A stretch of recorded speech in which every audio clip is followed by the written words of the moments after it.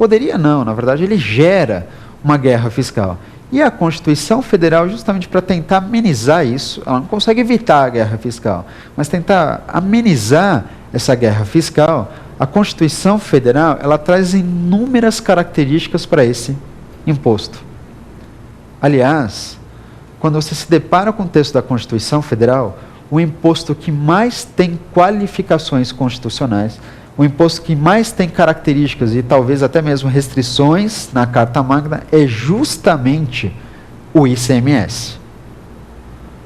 Bom, você vai verificar essas características, para quem estiver anotando, fazendo alguma indicação, algum lembrete, essas características gerais do ICMS estão dispostas no artigo 155 da Constituição, entre os parágrafos 2º ao parágrafo 5º. Vou repetir. ICMS, características gerais, artigo 155, parágrafo 2º até o parágrafo 5º. O meu objetivo, nesse momento, é tratar mais do parágrafo 2º, que traz aquelas características mais contundentes do ICMS. Nesse parágrafo, a gente vai observar, por exemplo, alguns princípios típicos do ICMS. Que princípios seriam esses? Por exemplo, você já ouviu falar que o ICMS é um imposto não cumulativo? É o chamado princípio da não cumulatividade. Isso significa dizer o quê? O ICMS, por se tratar de um imposto não cumulativo, é aquele tipo de exação que permite a compensação de créditos e débitos. Melhor dizendo, você poderia então informar ou conceituar a não cumulatividade como um sistema de compensação de créditos e débitos. Eu vou repetir então, a não cumulatividade representa um sistema de compensação de créditos e débitos. Esse sistema é importante porque ele vai amenizar o impacto do imposto numa cadeia produtiva. Esse sistema de não cumulatividade ele é interessante, muito importante para a gente, porque ele vai pelo menos diminuir a carga tributária que repercute numa cadeia produtiva. Ora, hoje ninguém mais é ingênuo para dizer, ou para simplesmente abrir mão, dizer que quando eu compro um produto no supermercado, numa loja, eu estou comprando aquele preço que eu pago, é só o preço verdadeiro do produto? Não é só o preço do produto.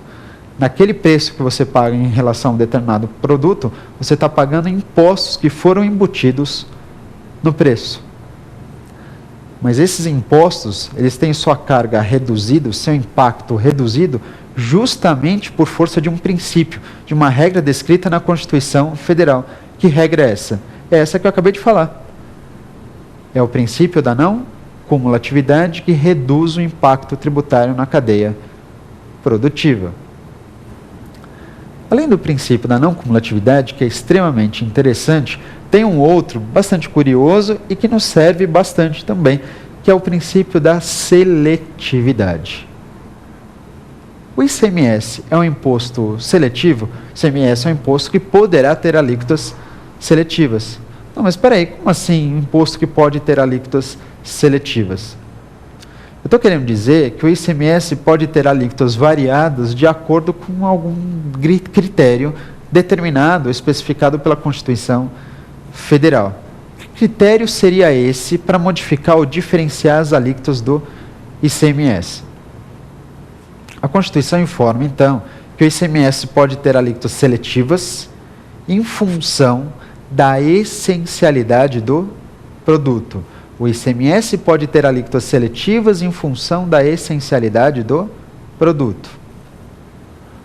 Ora, isso então vai nos mostrar que, de acordo com o produto, quanto mais essencial for um produto, menor será a sua alíquota. Quanto menos essencial for esse produto, maior será a alíquota aplicada. Quanto mais essencial, mais básico, menor a alíquota. Quanto menos essencial esse produto, maior a alíquota aplicada. Essas são as informações básicas a respeito do ICMS em relação a dois princípios que a gente não pode esquecer. Mas fiquem aqui comigo que no nosso próximo bloco, nas perguntas feitas ao professor, a gente vai analisar outros aspectos bastante curiosos.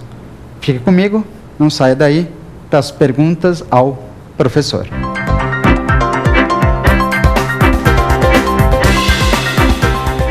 Então, voltamos no nosso segundo bloco, pergunte ao professor.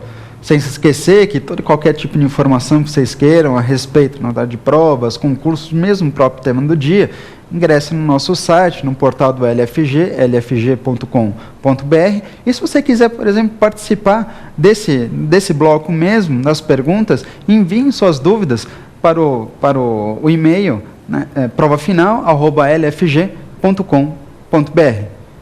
Vamos então para a nossa primeira pergunta. Vamos lá.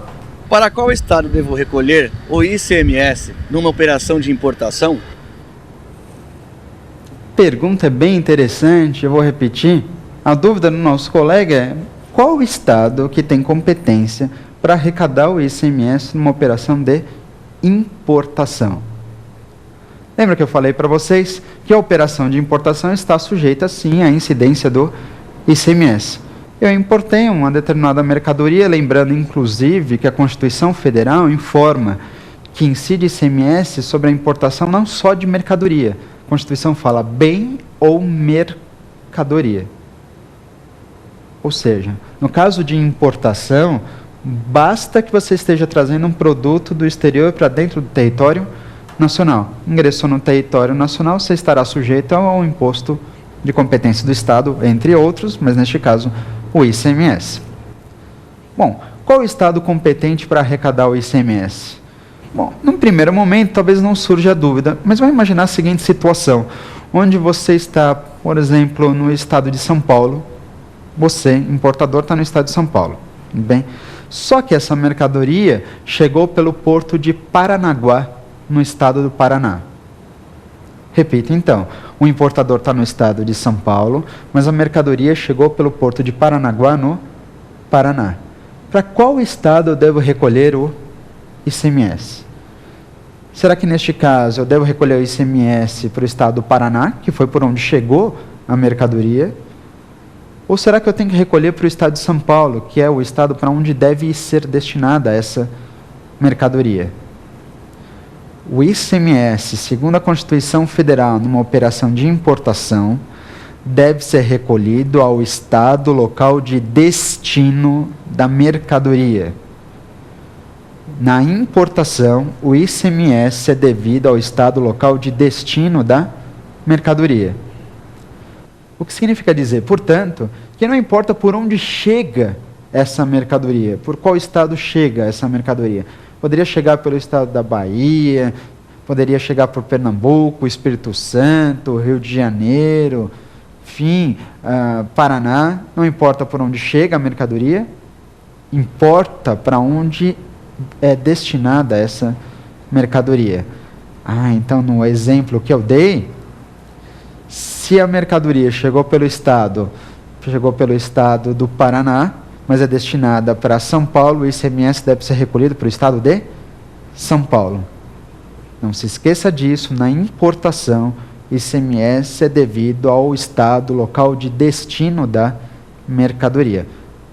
Não importa por onde ela chega, importa para onde ela vai. Tranquilo? Joia? Ficou claro aqui, então, em relação à operação de importação? Perfeito? Joia? Vamos passar então para a nossa próxima pergunta. Professor, qual a diferença entre a alíquota nominal e a alíquota efetiva? Olha que interessante também essa pergunta. É alguém que, na verdade, já conhece um pouquinho mais a respeito do ICMS. Qual a diferença entre a alíquota nominal e a alíquota efetiva? Como assim a alíquota nominal e a alíquota efetiva? Isso é algo, uma característica muito comum de ser verificado no ICMS. Lembra que eu tinha comentado com vocês que o ICMS é um imposto não cumulativo? Necessariamente é um imposto com característica de não cumulatividade. Isso se dá simplesmente por quê? Porque o ICMS, ele por sua própria natureza, ele é embutido no preço do produto, naquele produto que a gente adquire. E nessa situação, ninguém, portanto,